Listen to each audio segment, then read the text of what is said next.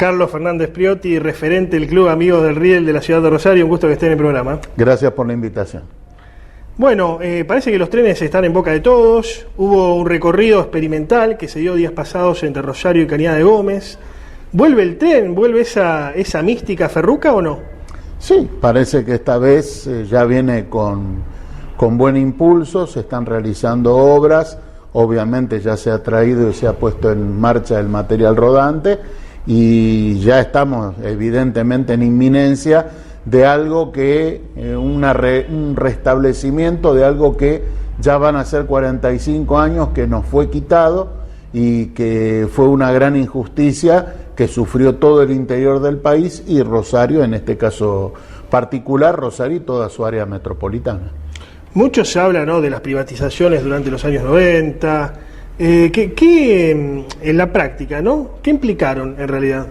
En realidad, el retiro de los trenes de corta y media distancia del interior no fue una decisión por privatización, simplemente fue otro paso en un proceso de desmantelamiento de la empresa Ferrocarriles Argentinos, que ya había empezado en la década del 60, este fue un gran paso en la década del 70, que también se cerraron ramales, se retiraron servicios, se echó a mucha gente, y fue otro paso del proceso que desembocó ahí sí, en los años 90, con el proceso de concesionamiento, y que terminó como estamos ahora, con la infraestructura prácticamente detonada, el material rodante exprimido hasta lo último, y tenemos que reconstruir el ferrocarril casi desde cero.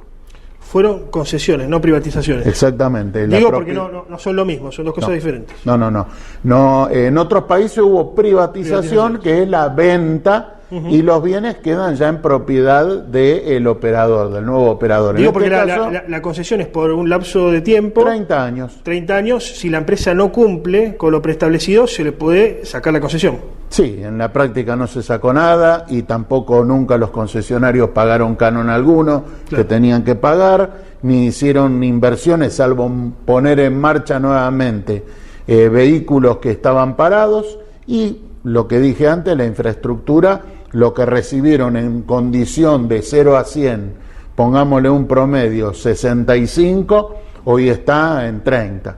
Claro. Así que se comieron la infraestructura en estos 30 años y ahora tenemos las consecuencias, que tenemos los trenes prácticamente, salvo de los corredores que se han renovado en los últimos años, afortunadamente, prácticamente en todos los demás, los trenes circulando, corriendo ya a esta altura es un despropósito decirlo, circulan a 20, 30 kilómetros por hora, y ni hablemos en algunos tramos, inclusive pasando Cañada de Gómez hacia Córdoba, hay todo un sector en que tienen que circular a 12 kilómetros por hora. Los 12 kilómetros. Sí, ¿por así qué? Que estado de vía. Estado de vía. Así que bueno. Si no descarrilan. Por supuesto. Así que ahora, hay que reconstruir. Las privatizaciones o concesiones, para usar el término correcto, siguieron paralelas a el proceso de tecnologización del agro, y cuando la Argentina ya empieza a depender casi exclusivamente en su sector externo del agro. ¿Fue eso algo, digamos, que se dio por casualidad? ¿Fue algo preestablecido y con ello la desaparición del tren o no? No, creo que no. O sea, el problema... Digo, porque el que empieza a surgir aquí como medio de transporte es principalmente el camión. En realidad el transporte ya venía compartido entre el camión y el ferrocarril desde la década de 1930. O sea, fue un suceso que se fue dando a lo largo de muchos años y que precisamente fue el que detonó todavía en la época de los ferrocarriles, mayormente particulares, que venían del siglo XIX, que detonó que ya hacia la década de 1940 las empresas estuvieran prácticamente saliendo derecho con los gastos de explotación, no teniendo ganancias y obviamente ya en una situación que no podían renovar material. Ahí es cuando sucede la Segunda Guerra Mundial, se da el proceso de que a las empresas de capitales extranjeros, para acceder al Plan Marshall en Europa, se las obliga a que liquiden las empresas de servicios públicos que tenían en otros países del mundo, y los ferrocarriles de la Argentina fueron un caso.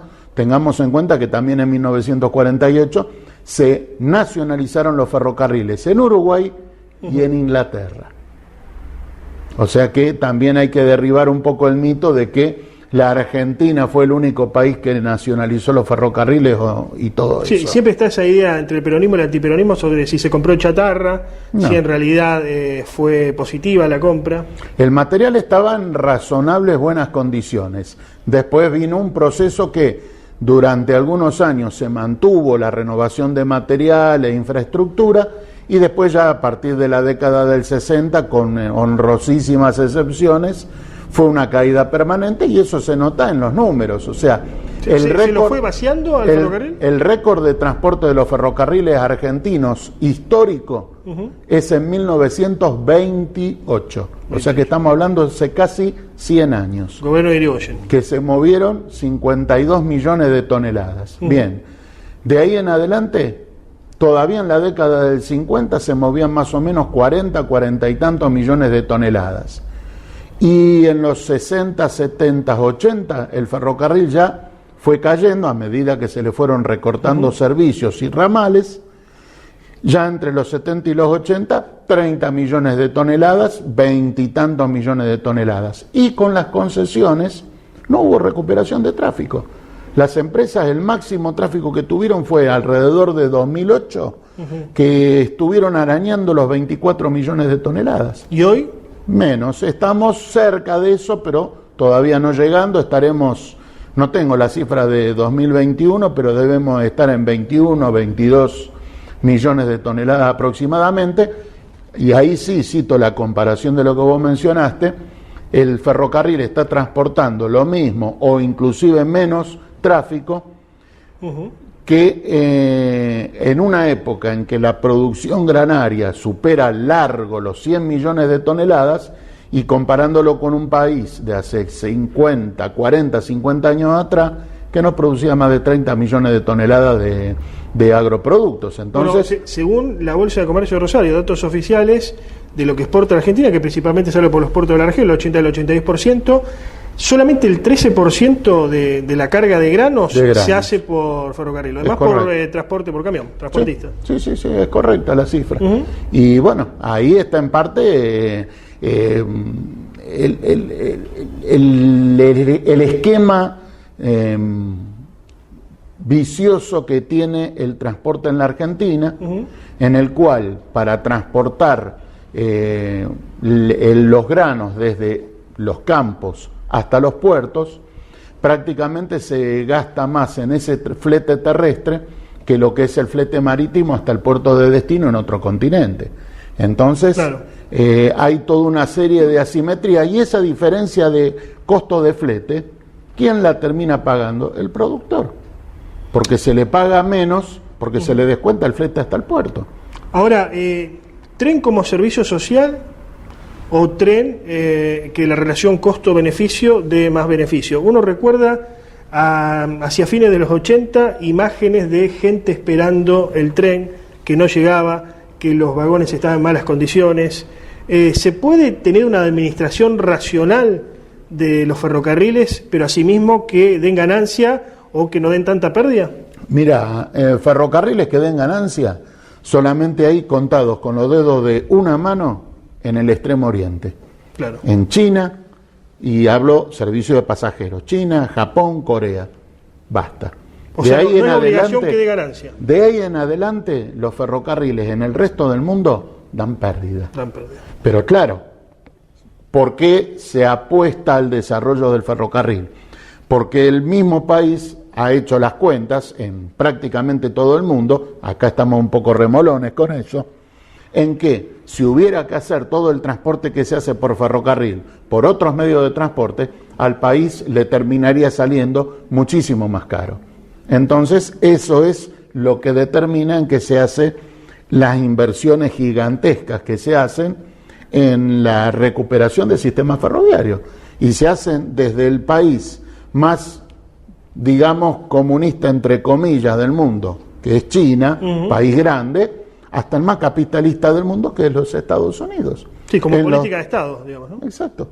Hay un fomento del transporte ferroviario, que eso no significa la aniquilación del transporte automotor, pero hay una esfera de tráfico y de recorridos en los cuales el ferrocarril es mucho más económico, menos lesivo ambientalmente y en consumo de combustibles fósiles, y ojo que ya se está haciendo mucho hincapié en la huella de carbono en los transportes, y el ferrocarril emite prácticamente entre 3 y 4 veces menos gases de efecto invernadero que el transporte automotor que funciona a combustibles fósiles. Bueno, son todos efectos, factores que se tienen en cuenta en todo el mundo. Aquí todavía estamos un poquito atrasados, pero evidentemente con el paso de los años se va a terminar, nos vamos a ver obligados a recuperar el ferrocarril. No queda otra, no hay mejor modo de transporte terrestre que el ferrocarril. Sos una persona con muchos años en la materia.